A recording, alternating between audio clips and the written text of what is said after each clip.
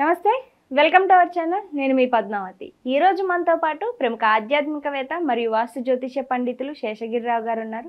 మరి ఆయనతో మాట్లాడి మీనరాశి వారికి ఏ విధమైన ఫలితాలు ఉండబోతున్నాయి, ఉగాది నుంచి ఉగాది వరకు చూసుకున్నట్టయితే కనుక తెలుసుకునే ప్రయత్నం చేద్దాం. మరి మీరు కూడా వీడియోని ఎక్కడ కూడా స్కిప్ చేయకుండా పూర్తిగా చూసేయండి. నమస్కారం గురుగారు. నమస్తే అమ్మా. గురుగారు, నూతన సంవత్సరం అనేది మనకి ఉగాది నుంచి మొదలవబోతుంది. అయితే శ్రీ విశ్వావసునామ సంవత్సరం సందర్భంగా చూసుకుంటే మీనరాశి వారికి ఎటువంటి ఫలితాలు కనిపించబోతున్నాయి అంటారు ఈ సంవత్సరం అంతా కూడా? మరి ముఖ్యంగా చూసుకుంటే ఈ వివాహాల విషయాల్లో కావచ్చు, లేకుంటే విద్యార్థులు కావచ్చు, లేక ఇప్పుడు సొంతంగా వ్యాపారాలు పెట్టాలనుకున్న వారికి కావచ్చు, ఏ విధమైన ఫలితాలు ఇవ్వబోతుంది అంటారు? తప్పకుండా.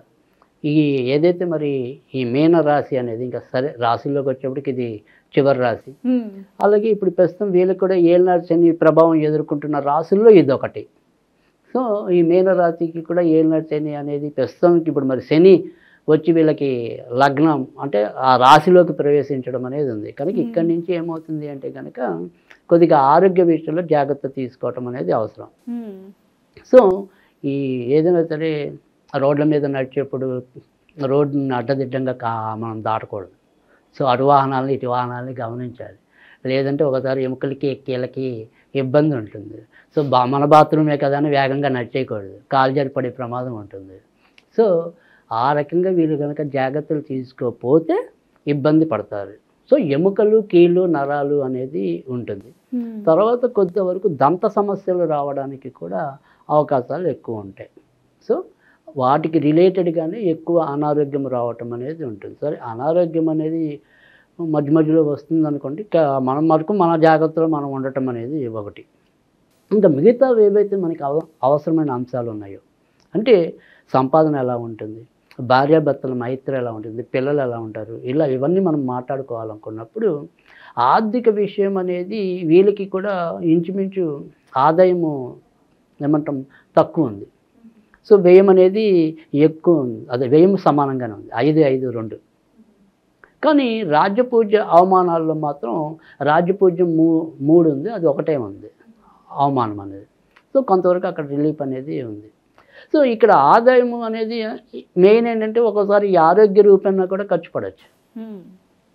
తర్వాత రెండోది వచ్చేప్పటికి ఏంటంటే వీళ్ళకి కూడా ఈ ఏడాది ఖచ్చితంగా కొన్ని మంచివి అంటే ఎప్పుడు కూడా శని లగ్నంలోకి ప్రవేశించినప్పుడు 2 ప్రమాదాలు ఉంటాయి, 2 లాభాలు కూడా ఉంటాయి. సో 2 ప్రమాదాలు ఏంటి అంటే కనుక ఒకటి ఇందాక మనం చెప్పుకున్నాం, మనకి మనంగా ఏదైనా సరే ఇలా అనారోగ్యాలు ఒకసారి. రెండోది ఏంటంటే ఇప్పటికీ వాళ్ళ ఇంట్లో ఎవరైతే దీర్ఘకాలిక రోగులు కానీ పెద్ద వయసు ఉన్న వాళ్ళు కానీ ఒక్కోసారి వాళ్ళకి గండాలు ఉంటాయి. సో అటు అమ్మ నాన్న తరాలు కానీ లేదా ఇంకా మన ఇంట్లో తాతలు అమ్మమ్మలు ఇలాంటి వాళ్ళు ఎవరైనా ఉంటే కానీ అలా వీళ్ళలో ఒకళ్ళకి గండం దాకా ఉంటుంది. సో ఇవి 2 ప్రమాదాలు. అంటే వాటి మన వ్యక్తిగత ఆరోగ్యము, మనకి ప్రాణ ప్రమాదం లేదు వ్యక్తిగతం, కానీ మన ఇంట్లో ఉన్న పెద్దవాళ్ళ ఆరోగ్యంలో కానీ ఒక్కోసారి కాంప్లికేట్ ఉండొచ్చు. అది 2 ప్రమాదాలు. ఇక 2 శుభాలు ఏంటి మంచి, ఈ 2 మంచిలో ఏంటంటే ఖచ్చితంగా ఇంట్లో ఇప్పుడు ఒక శుభకార్యం అనేది జరిగి తీరుతుంది. ఇంటికి ఎవరైతే మీనరాశి వారు ఉంటారో ఖచ్చితంగా శుభకార్యం అనేది జరుగుతుంది.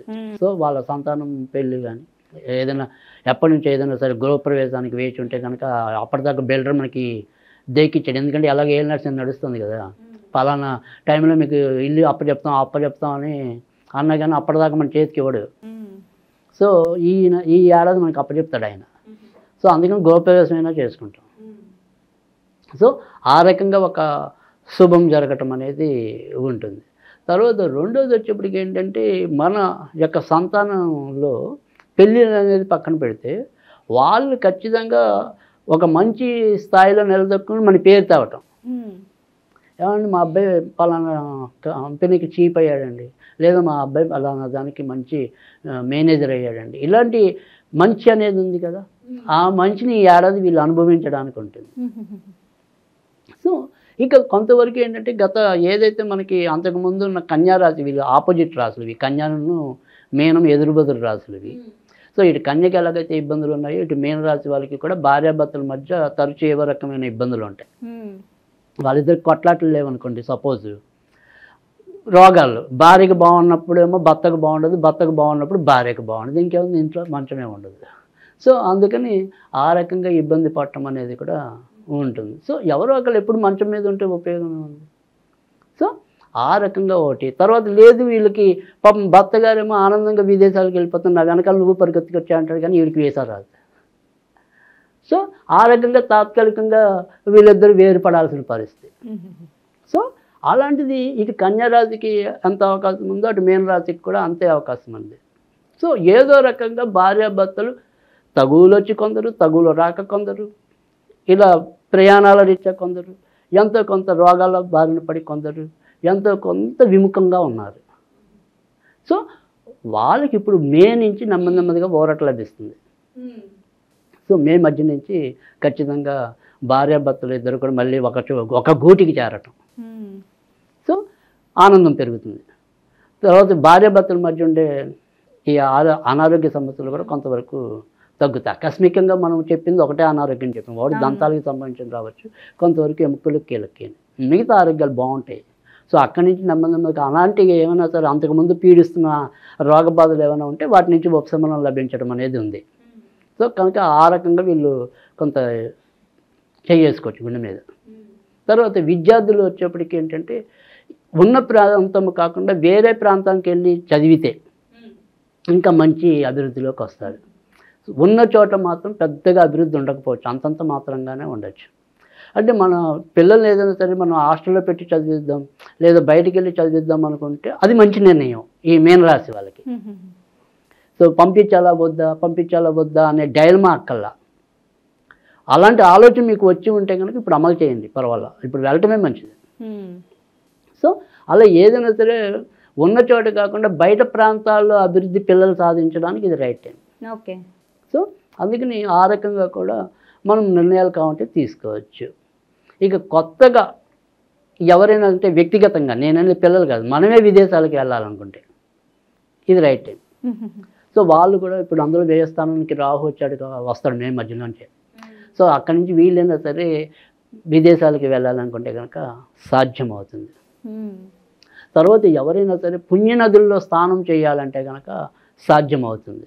అంటే గంగా, ఏవైనా సరే మంచి మంచి పుణ్యనదులు ఏవైతే ఉంటాయో అలాంటి నదుల్లో ఈ ఏడాది వీళ్ళు ఖచ్చితంగా ఒకసారైనా మొలక వేసే అవకాశం వస్తుంది ఎక్కువ శాతం మందికి.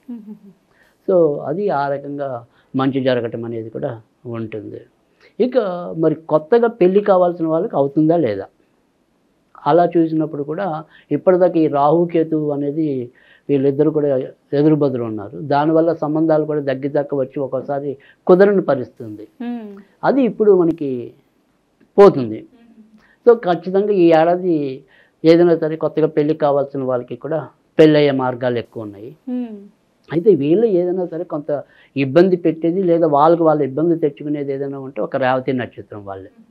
సో ఈ వివాహాన్ని ఒక పట్టాన్ని ముందుకు తీసుకెళ్ళకపోవటం, కాసేపు మనకి పెళ్ళి కావాలంటాం, కాసేపు వద్దంటాం, ఈ రకంగా కొంత ఇబ్బంది పెట్టేది ఏదైనా ఉంటే అది రేవతి నక్షత్రం ఉంటుంది. మిగతా 2 నక్షత్రాలు వాళ్ళవి పీటలకు ఎక్కుతాయి పెళ్ళిళ్ళు. సో అందుకని వాళ్ళకి కొంతవరకు అదృష్టం ఎక్కువ ఉందని చెప్పాల్సి ఉంటుంది. సో ఇది ఈ రకంగా మీన రాశికి ఉంది.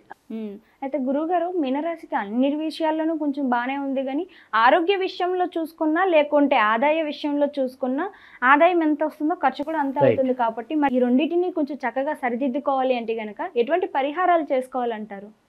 తప్పకుండా వీళ్ళు ఏడాదంతా కూడా ఎక్కువగా దుర్గాదేవిని పూజిస్తే మేలు జరగడానికి ఉంటుంది.